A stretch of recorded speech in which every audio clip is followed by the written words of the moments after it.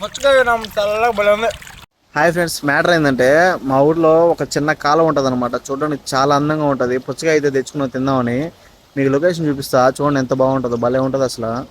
సాయంత్రం అయిందంటే మామ ఇక్కడ దృశ్యం చూడడానికి చాలా అందంగా కనిపిస్తుంది. అలాగే ఈ వాటర్ ఎంత ఫ్రెష్గా ఉంటాయంటే చాలా క్లియర్గా ఉంటాయి, అలాగే చల్లగా ఉంటాయి. ఇంకా సమ్మర్ వచ్చింది కదా మామ, మనం ఎక్కడ నీరు ఉంటే అక్కడ ఉంటాం అనమాట. సో ఇలా పుచ్చకాయ తెచ్చుకొని ఈ చల్లటి నీటి మధ్యలో కూర్చొని ఈ కాలంలో మంచిగా మొక్కలు చేసుకొని తింటుంటే అసలు ఈ ఎక్స్పీరియన్సే వేరే లెవెలు. అలాగే టేస్ట్ కూడా చాలా అద్భుతంగా ఉందమ్మా, చాలా స్వీట్ ఉంది ఈ కాయ కూడా. ఇంకా పైనేమో భయంకరంగా ఎండ, కిందేమో చల్లటి పారే నీరు, చాలా అద్భుతంగా ఉందమ్మా.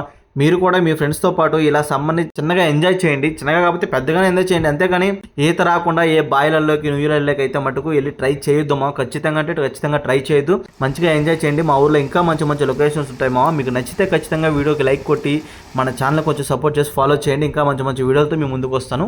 బాయ్.